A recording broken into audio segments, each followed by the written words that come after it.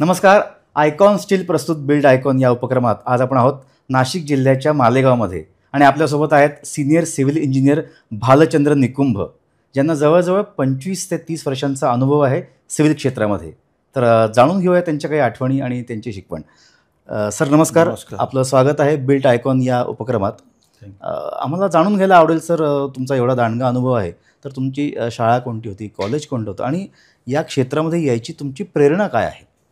माझं प्राथमिक शिक्षण मालेगावातच झालं आहे. 1ली ते 10वी मी मालेगाव काकानी विद्यालयामध्ये शिकलो. त्यानंतर डिप्लोमा कोर्स केला KBH पॉलिटेक्निक मालेगावला आणि BE भारती विद्यापीठ पुणे येथून केला. त्याच्यानंतर 1.5-2 वर्ष प्रॅक्टिस केल्यानंतर 97 पासून स्वतःचं व्यवसायाला सुरुवात झाली.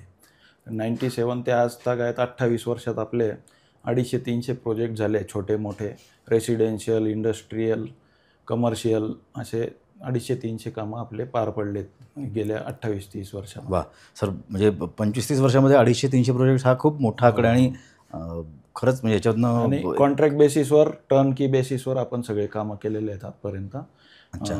सुपरविजन किंवा फक्त लेबर चार्जेस असं न करता पूर्ण विथ मटेरियल वर्क हँडओव्हर केलेले आहेत आपण.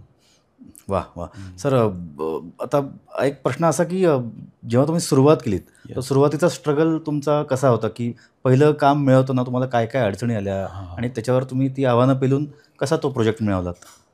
शिक्षण पूर्ण झाल्यानंतर एक आर्किटेक्ट मित्रांकडे 6 महिने प्रॅक्टिस केल्यानंतर स्वतःचं काम सुरू करायला सुरुवात केली. तर पहिलंच काम मी, आमचे अंकल MSCBत ऑफिसर होते, त्यांचं बंगल्याचं काम होतं. तर त्यांना मी बोललो की मी करतो काम. तर ते काय बोलले की तुम्ही अजून नवीन आहात, तर अनुभवाचं काय वगैरे. म्हटलं मी चांगल्या पद्धतीने तुम्हाला मालेगावच्या जे कोणी टॉपचे इंजिनियर्स असतील, आर्किटेक्ट असतील किंवा कॉन्ट्रॅक्टर असतील, त्यांच्यापेक्षा चांगलं काम मी देऊ शकतो. तर मग त्यांना म्हटलं तुम्ही विश्वास टाकाल तर बाकीचे टाकतील. बरोबर आहे. तर त्या पद्धतीने ते त्यांना विश्वासात घेऊन त्यांचं पहिलं काम मी त्या काळात ते 12 लाखाचं काम 12 महिन्यात पूर्ण करून दिलं आणि तो इतका सुंदर बंगलो झाला, अगदी पिक्चर स्टाईल, आतून जिना वगैरे. तर त्याच्यानंतर मग मला काही कामांची कमतरता आली नाही. आजपर्यंत रेग्युलर चालू आहे, वर्षाला ॲव्हरेज 10 कामं आपण करत आलेलो आहे. त्यात बरेचसे मी इंडस्ट्रियल पण केले, कमर्शियल केलेत. आता इथं मालेगावात सगळ्यात मोठं जे फर्निचर मॉल आहे, सरस्वती स्टील फर्निचर म्हणून, त्याचं कन्स्ट्रक्शन माझ्या हातचं आहे. एक पार्ट त्यांचा 2010मध्ये केला आणि एक पार्ट आत्ता 2019मध्ये पूर्ण केला. तर 9 वर्षानंतर त्यांनी तुम्हालाच प्रेफर केलं, म्हणजे तुमचा विश्वास आणि तुमचं एकंदर कामाची पद्धत त्यांना आवडली. माझे बरेचसे कस्टमर असे होते की त्यांचे रिपिटेटिव्ह काम आपण केले. जसं एक सुताचे व्यापारी आहेत श्यामजी लखोटिया म्हणून, त्यांची पहिली फॅक्टरी आपण बनवली होती 98 साली.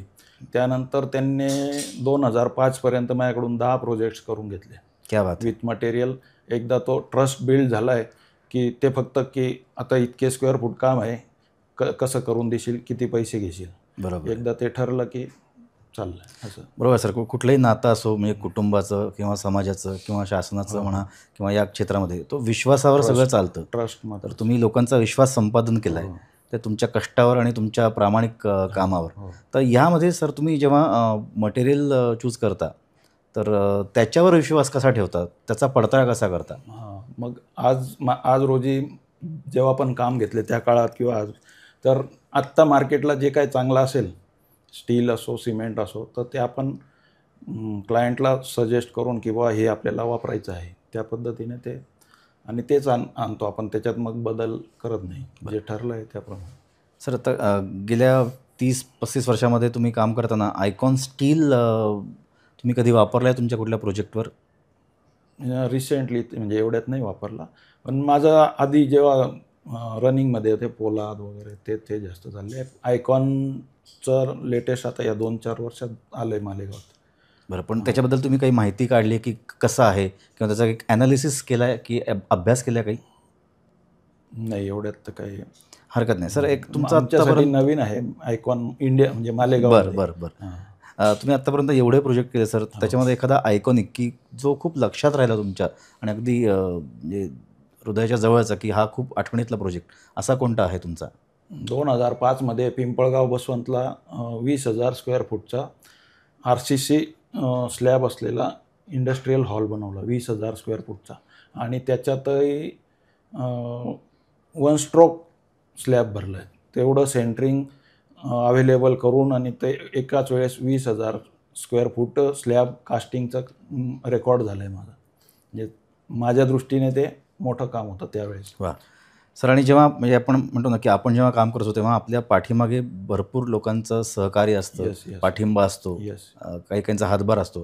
तर अशामध्ये आपले जे लेबर्स असतात हो. त्यांचा पण एक खूप मोठा मोठा वाटा. म्हणजे खरीच नाही सिंहाचा वाटा सिंहाचा आपण वाटा म्हणू असतो. खरं तर. पण त्याच्यामध्ये काही कुशल कामगार असतात तर काही अकुशल कामगार Yes, असतात. yes. तर अकुशल कामगार त्यांच्याबरोबर काम करताना काही धोके निर्माण होण्याची शक्यता असते, कारण त्यांना ट्रेनिंग तेवढं हो, नसतं, हो, एज्युकेशन हो, तेवढं हो, नसतं. हो. तर अशा लोकांशी तुम्ही डील कसं करता किंवा त्यांची काळजी कशी घेता, काय जबाबदारी घेता साईटवर?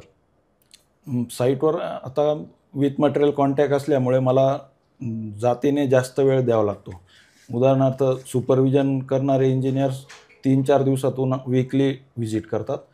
विथ मटेरियल कॉन्ट्रॅक्ट घेतलेल्या माणसाला रोज व्हिजिट करायला लागतात. त्याच्यामुळे मला माहीत असतं की एकूण एक मनुष्य कोण काय करतोय, काम करतोय, आज साईटवर काय कमी आहे, ते सगळं बघितलं जातं. त्याच्यामुळे ती प्रिकॉशन आणि ते इन्स्ट्रक्शन्स लेबर्सला बरोबर दिले जातात वेळच्या वेळी. सर, आता गेल्या 30 वर्षामध्ये तुम्ही अनेक प्रोजेक्ट्स हँडल केले. तो मालेगावच्या विकासामध्ये तुमचा पण तेवढाच मोलाचा आणि सिंहाचा वाटा आहे असं आपण म्हणूयात. येस.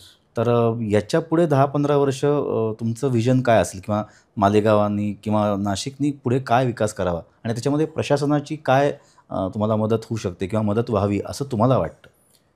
नाही, इकडे तर मालेगावात सगळं व्यवस्थित आहे. आमचे आदरणीय मंत्री साहेब दादाजी भुसे चांगल्या पद्धतीने विकास करून आणतात आहे मालेगावमध्ये. मागच्या 50 वर्षात जे नाही झालं ते या 10 वर्षात त्यांनी चांगल्या प्रकारे केलेलं आहे.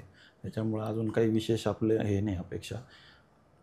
भूमिगत गटारी, कॉन्क्रीट रोड्स, चांगली डेव्हलपमेंट चालू आहे. आणि हळूहळू त्या डेव्हलपमेंट्स होत राहत आहेत असं हो, तुमचं म्हणणं आहे. हो. सर, जाता आता एक शेवटचा प्रश्न, की आता तुम्हाला 30 वर्षांहून अधिक अनुभव आहे. तर या क्षेत्रामध्ये जे नवीन सिव्हिल इंजिनियर्स आहेत, हो, आत्ता कार्यरत आहेत किंवा येऊ इच्छितात, हो, हो. तर त्यांच्यासाठी तुमचा एक अनुभव म्हणून तुम्ही त्यांना एक शिदोरी म्हणून तुमचा एक काय मेसेज द्याल, की नवीन इंजिनियर्सनी या क्षेत्राकडे कसं बघावं? आता आधुनिक प्रणाली आपल्याकडे आत्ता आलेली आहे. तर त्याचा वापर करून अजून काय काय आपल्याला बदल घडवू शकतो? आता काय नवीन खूप टेक्नॉलॉजीज आलेल्या आहेत. जसं कास्टिंगमध्ये प्रीकास्ट, पोस्टकास्ट, पोस्ट टेन्शनिंग हे सगळे प्रकार जे आहेत ते आमच्या काळात नव्हते तेवढे. विषय होते म्हणजे थेरॉटिकली सगळं होतं, पण प्रॅक्टिकली आता इम्प्लिमेंटेशन व्हायला लागलेलं आहे. तर त्या गोष्टींचा अभ्यास करून नवीन इंजिनियर्सनी त्याच्यावर लक्ष केंद्रित करावं. एक ह्याचा असा नवीन वन technologies. लाईनर मेसेज, की बाबा की एक संदेश तुमच्याकडनं जाता तर तुम्ही काय सांगाल आमच्या तरुणांना? संदेश तर काय आहे की ह्या क्षेत्रात जेवढं तुम्ही प्रामाणिक राहाल तेवढे तुम्हाला करिअरमध्ये यश चांगलं मिळेल. बाकी सिव्हिल इंजिनियर, सिव्हिल कॉन्ट्रॅक्टर हे असेही थोडंसं संशयास्पद क्षेत्र आहे. म्हणजे लोकांचा पटकन विश्वास बसत नसतो की कॉन्ट्रॅक्ट द्यायचं तर मग तो बरोबर करेल का, प्रॉपर मटेरियल यूज करेल का. बरोबर आहे. हे फार जे लोकांचं काय तुम्ही असतं. मटेरियलचं मिश्रण करता त्यामुळे हो, कधी-कधी हो. संमिश्र विचार असतात लोकांचे. हो, हो. पण सर, तुमच्यासारखे माणसं आहेत जे ते उत्तम पटवून दिलं. उदाहरण आहे समाजासमोर, की जसं तुम्ही म्हणलात, की एक क्लायंट 10 वर्षानंतर परत त्याच क्लायंटनी तुम्हाला चार अप्रोच कामं. केलं आणि तुमच्याकडनं काम करून घेतलं. Yes, yes. तर हा जो विश्वास आहे, हा विश्वास जिंकणं हे सगळ्यात महत्त्वाचं काम आहे सिव्हिल इंजिनियरचं. आणि तो Yes. विश्वास टिकवणं हे जसं आपलं एक घर, इमारत जेवढे वर्ष टिकते, हो. तो फक्त ती इमारत नसून तो तुमचा विश्वास असतो तुमच्यावरचा, क्लायंटचा.